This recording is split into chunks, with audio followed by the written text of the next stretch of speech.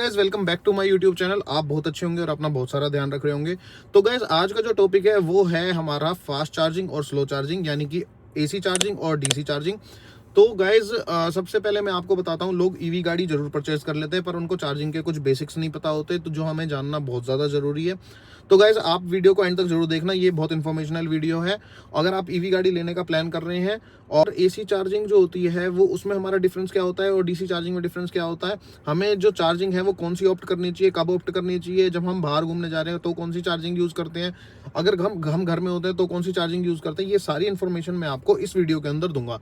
आप बस 8 मिनट दीजिए मुझे, मैं आपको सारी प्रॉब्लम जो है वो आपकी रिजोल्व कर। इस चैनल में हम सारी प्रैक्टिकल इन्फॉर्मेशन कवर करेंगे, नो थ्योरेटिकल इन्फॉर्मेशन। मैं आपको समझाऊंगा कि कैसे कैसे एसी चार्जिंग यूज होती है, कैसे कैसे डीसी चार्जिंग यूज होती है, आप कौन सी चार्जर को ऑप्ट कर सकते हो, कौन सा आपके लिए बेस्ट है, कौन सी गाड़ी के लिए कौन सा चार्जर बेस्ट है, ये सारी इन्फॉर्मेशन जो है वो हम इस वीडियो में कवर करें। सो गाइज हम इसको ऐसे समझते हैं, कुछ बहुत प्रैक्टिकल अप्रोच से मैं आपको समझाऊंगा।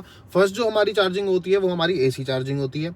एसी चार्जिंग का मतलब क्या होता है, जो आपके घर, मेरे घर, सबके घर में जो सप्लाई हो रही है वो एसी करंट हो रही है। एसी करंट क्या करता है, ऑटोमेटिक करंट जो चार्जर हम इनपुट करते हैं गाड़ी के अंदर, वो चार्जर एसी चार्जिंग को डीसी चार्जिंग में कन्वर्ट करता है। अल्टीमेटली जो गाड़ी के अंदर जो बैटरी चार्ज होती है वो डीसी करंट से होती है। तो एसी चार्जिंग जब डीसी चार्जिंग में कन्वर्ट करेगा उसको, तो यानी कि उसमें कुछ टाइम लगेगा।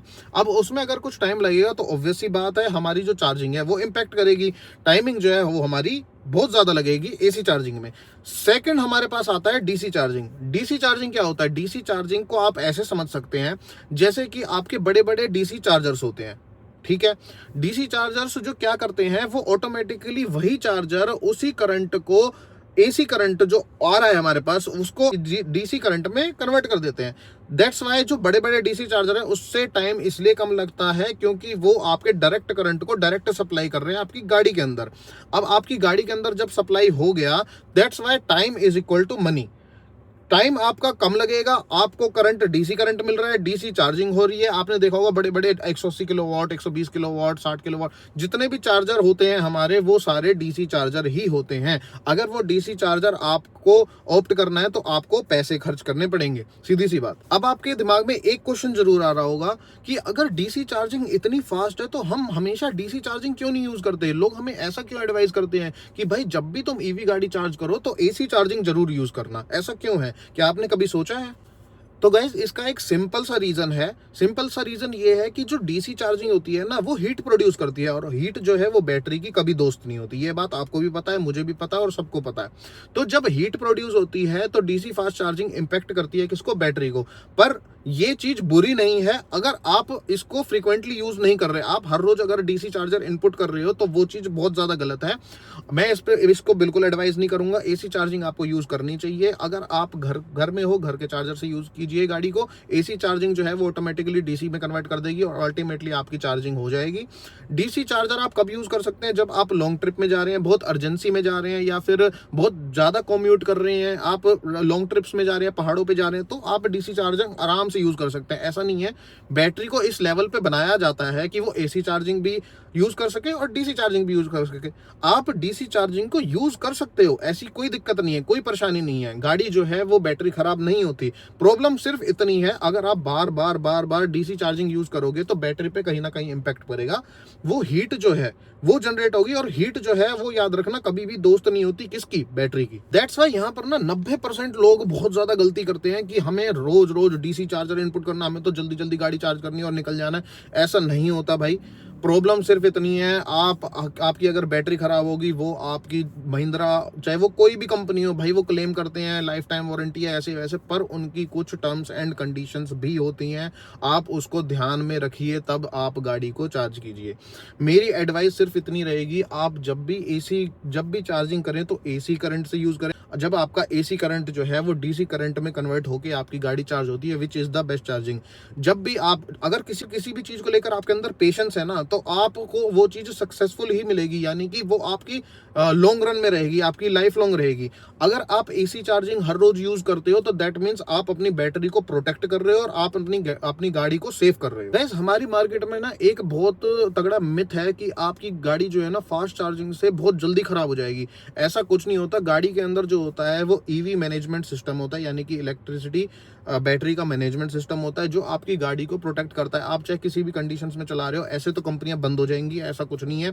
गाड़ी जो है वो एंड यूजर चला रहा है, और एंड यूजर किस तरीके से चला रहा है, मेरे को अगर गाड़ी टेस्ट ड्राइव के लिए मिलेगी, मैं किसी और तरीके से चलाऊंगा, आप किसी और तरीके से चलाओगे, तो एंड यूजर किस तरीके से चलाता है वो पहले एक्सपेरिमेंट होता है। तभी आपने देखा होगा गाड़ी जो है वो टेस्ट ड्राइव्स पे चलती हैं, उनकी प्रमोशंस होती हैं और काफी सारी चीजें, ताकि उनको पता चले कि एंड यूजर जब मार्केट में निकलता है, यानी कि एंड यूजर जब गाड़ी चला रहा होता है, तो उसको क्या क्या प्रॉब्लम्स फेस करनी पड़ती हैं, तो एट दी एंड जो है वो एंड यूजर को इम्पैक्ट ना आए, यानी कि उसके ऊपर एक्सपेरिमेंट होते हैं। और दैट्स वाई जो बैटरी मैनेजमेंट सिस्टम है वो हमारा आता है, ये रोल प्ले करता है, और हमारी जो है बैटरी को वो प्रोटेक्ट करता है। आप अगर डीसी फास्ट चार्जिंग यूज कर भी रहे हो, आपको कहते हो कि मेरे को हर रोज ट्रैवल करना है, हर रोज ट्रैवल करना है, मैं नहीं बिन ट्रैवल के रह सकता, मेरे को डीसी फास्ट चार्जिंग यूज करनी है, आप कर सकते हो। पर आप जरूर अपनी मैनुअल जरूर पढ़ना, जो भी आपका मैन्युफैक्चरर है, चाहे वो महिंद्रा है, चाहे वो BYD है, चाहे वो टाटा है, चाहे वो कोई भी ब्रांड है, आप उनसे कहिए मुझे ईवी बैटरी का मैनुअल दो, जिससे मैं ये पढ़ पाऊं कि मेरे को बैटरी कितनी चार्ज करनी है, कितनी परसेंटेज करनी है,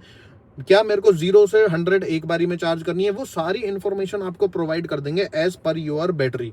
तो सीधी सी बात, सिंपल सी बात ये है, मैं रिकमेंड ये करूंगा आप AC चार्जिंग यूज कीजिए।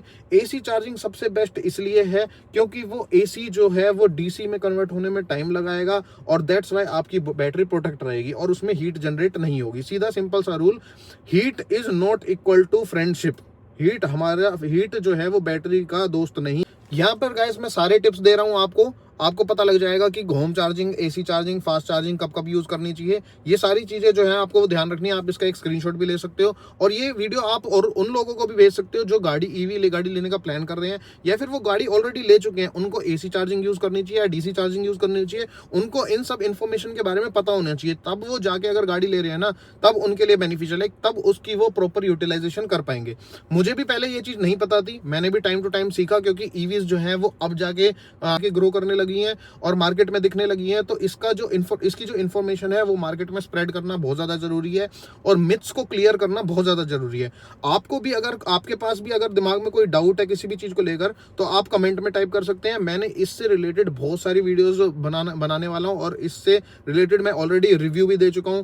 6 मंथ से 10,000 किलोमीटर पर गाड़ी की क्या इंपैक्ट होता है वो भी दे चुका हूं, ऑनरशिप रिव्यू भी दे चुका हूं। आप उस पर जाके देखिए। उसका वर्डिक्ट निकलता है ना, वो ये निकलता है, अगर आप घर पे हो, अगर आपके पास टाइम है, तो आप क्या करो, AC चार्जिंग यूज करो। अगर आप बाहर जा रहे हो, कम्यूट कर रहे हो, लॉन्ग डिस्टेंस पे जा रहे हो, तो आप DC चार्जिंग यूज कर सकते हो। तो सिंपल सा रूल ये है, जब आपके पास टाइम है तब आप AC चार्जिंग यूज करो, अगर आपके पास टाइम नहीं है तो आप DC चार्जिंग यूज करो। सिंपल सी बात ये है कि AC चार्जिंग और DC चार्जिंग में फर्क, जो डिफरेंस है वो सिर्फ इतना है, उसमें टाइम ज्यादा लगता है, इसमें टाइम कम लगता है। बैटरी कोई खराब नहीं होती, फ्रीक्वेंटली चार्ज करने से हीट आपकी दोस्त नहीं है बैटरी की, ये बात याद रखना। ये हमारा गोल्डन रूल है।